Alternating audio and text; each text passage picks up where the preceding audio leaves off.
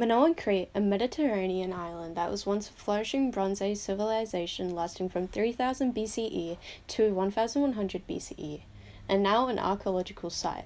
Minoan religion was a fundamental aspect of their ancient culture, their divinities appearing in multiple representations, specifically within visual arts. This impression can be identified within ancient Minoan sculptures, seals, and jewelry, which accentuates to archaeologists and historians the importance of these potential religious figures within Minoan society. Sculptures within Minoan Crete held a remarkable importance for religious figures. These pieces used various materials including ceramics, bronze, stone, and even imported Egyptian ivory and gold, highlighting the significance of these religious figures due to the amount of craftsmanship to manipulate these substances into figurines.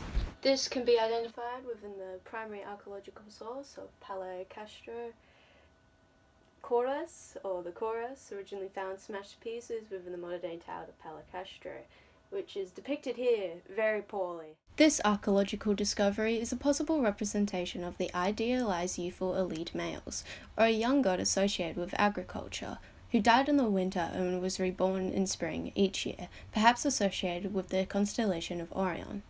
Kouros is described to be a composite statuette made of ivory, gold, serpentine, rock crystal, wood, and Egyptian blue. This archaeological discovery was one of the largest Minoan figures found, 50 centimeters tall.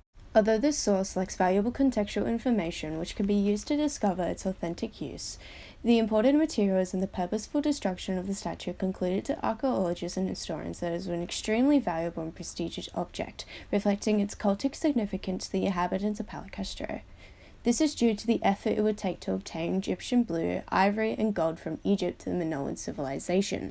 Not only that, when the statue was discovered smashed into hundreds of pieces spread over two areas 10 meters apart, its destruction is speculated to be during the invasion of Mycenaeans. This indicates its possible significance to the ancient citizens, as mentioned before, related to agriculture, which was a significant aspect of ancient Minoan economy, as it relied primarily on the cultivation of grapes, wheat, and olives.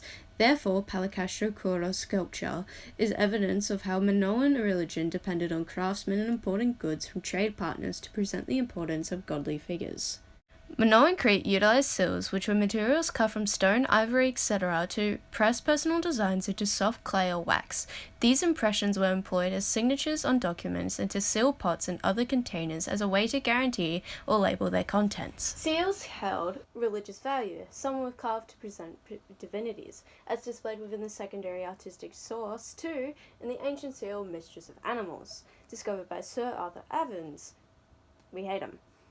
This evidence is the line work of an ancient seal carving of a woman positioned on top of the mountain, surrounded by two lions, and a shrine-like structure on the left, and a male figure positioned on the right. Despite the fact that this is a secondary artistic source which can be affected by an artist's own personal interpretation of the ancient seal, theory suggests that this female figure is one of the early forms of the goddess Theron or Artemis, often used to describe female divinities associated with animals.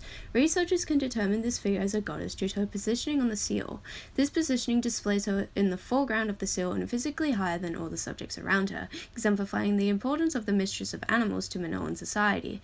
The seal additionally communicates the significance of the goddess figure with exotic fauna that are not native to Crete, representing her connection with nature, accentuating how unique animals had significance to certain Minoan religious figures. Jewelry within Minoan Crete had a multitude of different purposes that took forms as diadems, necklaces, bracelets, beads, pendants, armlets, headbands, earrings, chains, etc. Some of the oldest surviving evidence of jewelry was discovered in the tombs from the island of Moklos, just east of Crete, and dated from 2300 to 2100 BCE. But jewelry were not only decorative but also used in administrative capacity as seals, which can display certain mythological scenes or divinities. This instance can reference the golden ring, ancient archaeological source 3, which presents a female divinity being worshipped by other female figures, potentially priestesses surrounded by nature. Although this primary source does not have any indications of possibly godly significance, we can infer by the female figure that is placed higher up to exemplify her position of power within Minoan religion, compared to the worshipping female figures who are below her, accentuating her status as a goddess while surrounded by plants, revealing the possibility of a relationship with nature. Ancient primary source 4, also known as the Ring of Minos, depicts an epiphany of a goddess seated in a shrine floating in the air and standing on a boat, on a golden ring. Although the primary source fails to represent exactly what illustrates what, the depiction of the female figure on a boat could be an indication of divinity related to the sea, as Minoans have been theorized to be maritime power, indicated by the trade systems it had with Egypt, Anatolia, Mesopotamia, etc. This correlation could also illustrate the goddess' potential relation with foreign trade as well, majorly impacting the significance of the female divinity within the archaeological source. To add on, these scenes depicted on both Source 3 and Source 4 further communicates to historians that ring seals were commonly used and needed to be readily accessed in relation to religion, again communicating the vital relationship between craftsmen and religious activities.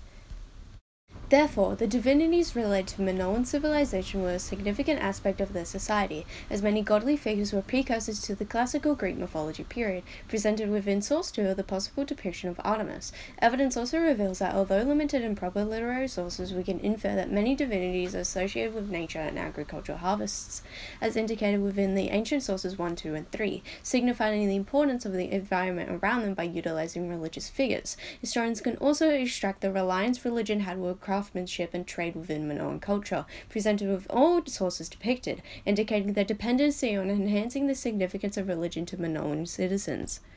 Thank you for listening. It is now my bedtime.